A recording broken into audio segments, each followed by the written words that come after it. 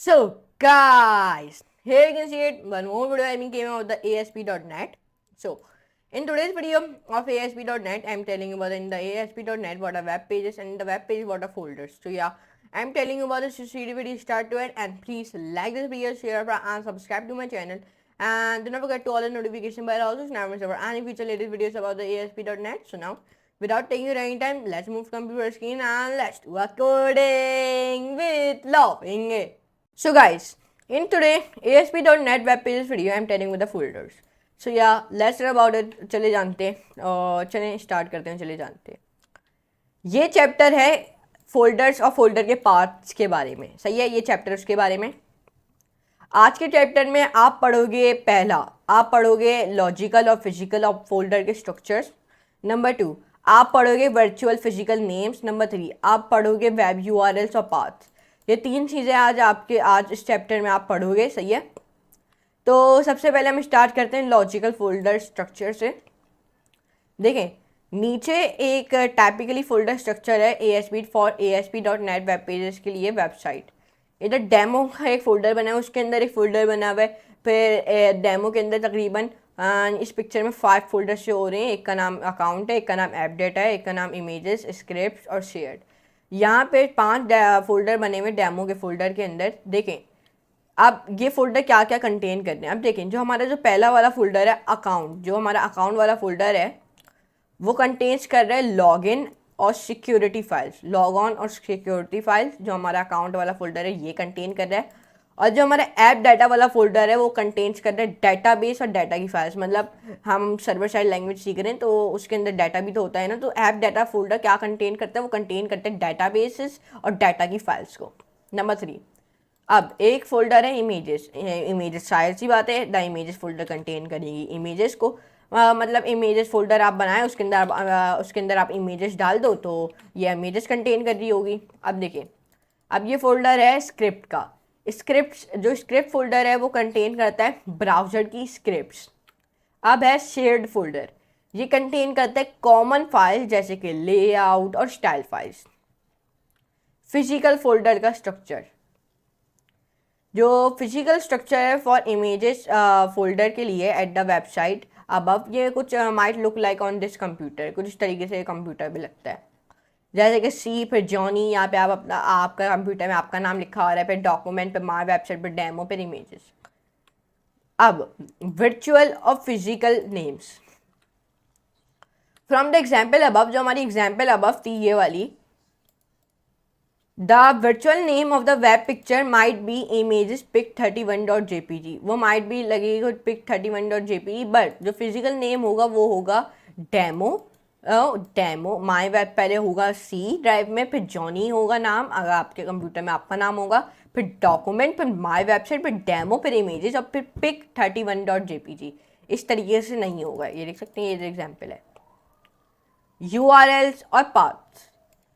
अब URL use होते हैं एक्सेस करने के लिए फाइल्स को, वो भी फ्रॉम द वेब. यहाँ पे अगर मैं अपने चैनल का URL लगा दूँ, अगर मैं यहाँ पे लगा देता हूँ, यहाँ पे जाता हूँ, यहाँ पे मैं इस वेबसाइट का URL लगा देता हूँ. सही है, इस वेबसाइट का हम URL कॉपी कर लेते हैं, यहाँ पे इस URL को पेस्ट करते हैं. यहाँ पर आप कोई और सा भी URL लगा सकते हो अगर आपको अपने चैनल का लगाना है. अगर मैं यहाँ पे अपने चैनल का लगा दूँ कोड विद रेयान, मैंने सर्च किया, सॉरी कोड विद रेयान, यहाँ पे मेरा चैनल आ गया, मैंने इसको ओपन कर दिया. इसको आप बस कॉपी कर दो और यहाँ पे अगर आपको पेस्ट करना है तो कर दो, और यहाँ पे फिर आप अपना ऐसे चैनल खोल सकते हो. ये एक URL पाथ है, ये यूज़ होता है एक्सेस करने के लिए फाइल्स को, वो भी कहाँ से, वो भी from the web. The URL corresponds कर रहा होगा एक फिजिकल फाइल, वो भी ऑन द सर्वर पे कुछ इस तरीके से. ये आप देख सकते हैं, URL करस्पॉन्ड कर रहा होगा एक फिजिकल फाइल सर्वर पे. वर्चुअल पाथ, जो वर्चुअल पाथ है शॉर्ट हैंड का जो रिप्रेजेंट करता है फिजिकल पाथ्स को. वो अगर आप देखते हो जो वर्चुअल पाथ है वो आप मूव कर सकते हैं अपने पेजेस को, वो भी डिफरेंट डोमेन में या फिर सर्वर में बिना किसी अपडेट पाथ्स के. URL, ये एक URL है, ये आप देख सकते हो. सर्वर का नाम क्या है, सर्वर का नाम कोड विद रेयान है. देखें यहाँ पे एक URL मैंने दिया हुआ है. अब इसमें जो सर्वर का नाम वो कोड विद रेयान है, सही है, क्योंकि www.com के बीच में ये। फिर जो वर्चुअल पाथ है वो है HTML5 intro.asp, और जो फिजिकल पाथ है वो इस तरीके का है c:/my_website/code_with_rayan और फिर HTML और फिर /HTML5 और _intro.asp।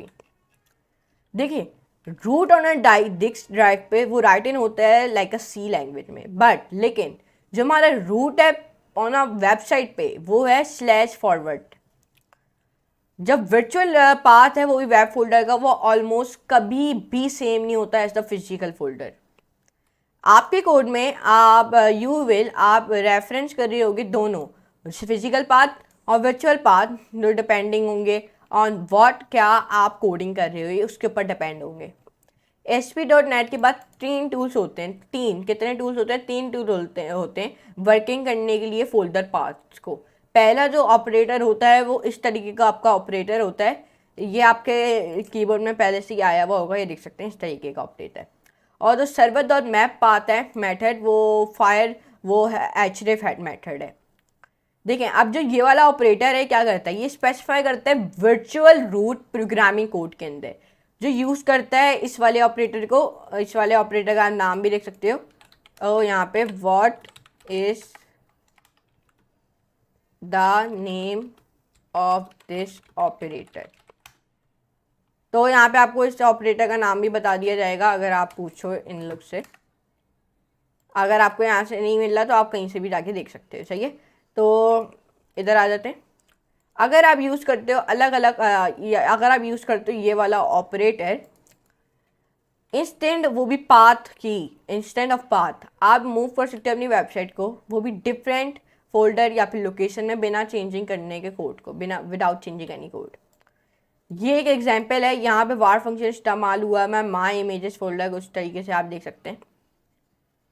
ये एक सिंटैक्स है, नॉट एन एग्जाम्पल। अब द server.map मेथड कन्वर्ट्स करते हैं वर्चुअल पाथ को, मतलब मेरा मतलब है डिफ़ॉल्ट और CSS HTML को, वो भी टू अ फिजिकल पाथ में जो आपका सर्वर कैन अंडरस्टैंड कर सके उसको, ये इस तरीके से आप यूज़ कर सकते हो इस मेथड को जब आपको नीड हो ओपन करने के लिए डाटा फाइल्स को लोकेटेड हो on the server data files पे, या ओनली भी एक्सेस होता है पूरा फुल्ली फिजिकल पाथ। आप लर्न मोर अबाउट करोगे और रीडिंग करोगे from the writing to data files, वो भी सर्वर में नेक्स्ट चैप्टर में, वो भी इस ट्यूटोरियल के। ये एक सिंटैक्स है, ये आप देख सकते हो। द href मेथड कन्वर्ट करता है पाथ को, ये यूज़ करते हैं ना कोड में टू द पाथ जो ब्राउज़र कैन अंडरस्टैंड करता है द ब्राउज़र को, और ये नहीं अंडरस्टैंड कर सकता द लाइक दिस वाले ऑपरेटर को, इस वाले ऑपरेटर को अंडरस्टैंड नहीं कर सकता। आप यूज़ कर सकते हो द href मेथड क्रिएट करने के लिए पाथ टू रिसोर्सेज, जैसे कि इमेज फाइल, CSS फाइल्स। आप ऑफ्टन यूज़ कर सकते हो इस मेथड को इन HTML एलिमेंट, इमेज एलिमेंट और लिंक एलिमेंट्स के अंदर। ये एक सिंटैक्स इन्होंने दिया हुआ है, इसमें इन्होंने image element, link element, var variable, वो सब यूज़ किया हुआ है। अब देखें, जो href मेथड है वो मेथड है किसका? वेब पेज ऑब्जेक्ट का। तो ये मेरा आज की वीडियो का मकसद था। आज की वीडियो में मैंने आपको बताया है ASP.NET वेब पेज में फोल्डर्स असल में होते क्या हैं। मैंने आपको आज 3 टॉपिक कवर किए हैं हमने। अब हमने पढ़ा है लॉजिकल और फिजिकल फोल्डर के स्ट्रक्चर्स के बारे में, हमने पढ़ा है वर्चुअल और फिजिकल नेम्स के बारे में, और हमने पढ़ा है वेब URL और पाथ्स के बारे में। ये हमने इतनी सारी चीज़ें आज की वीडियो में कवर की हैं ASP.NET की। तो मैं उम्मीद करता हूँ आपको आज की वीडियो जरूर पसंद आई होगी। अगर पसंद आए वीडियो को प्लीज़ लाइक करें, हम दोस्तों फैमिली का वीडियो को शेयर करें, और चैनल को सब्सक्राइब करके नोटिफिकेशन बेल कॉल पे करना मत भूलेगा, ताकि मेरी जो ऐसी आने वाली ASP.NET की वीडियोस है उनको आप मिस नहीं कर पाओगे। और जिन्हें अभी तक मेरी प्लेलिस्ट को एक्सेस नहीं किया ASP.NEट की, और बुकमार्क भी नहीं किया, तो वो जल्द से जल्द जाएँ और करके आ जाएँ, क्योंकि मैं जो भी वीडियो डालता हूँ वो सारी मैं अपनी प्लेलिस्ट में फौरी तौर पर डाल देता हूँ। तो और ये मुझे बताएगा हमारा जब कोर्स ख़त्म हो जाएगा ASP.NET का, तो उसके बाद हम कौन सा स्टार्ट करें कोर्स, ये मुझे कमेंट सेक्शन में ज़रूर बताएगा। और मुझे कमेंट सेक्शन में ये भी ज़रूर बताएगा how is my performance is going and my whole thing, कैसे जा रही है मेरी सारी चीज़ें, मुझे कमेंट सेक्शन में ज़रूर बताएगा। तो लेकिन आज के लिए इतना ही, हम लेंगे नेक्स्ट वीडियो में आपके पास। तो आज के लिए इतना ही, गुड बाय।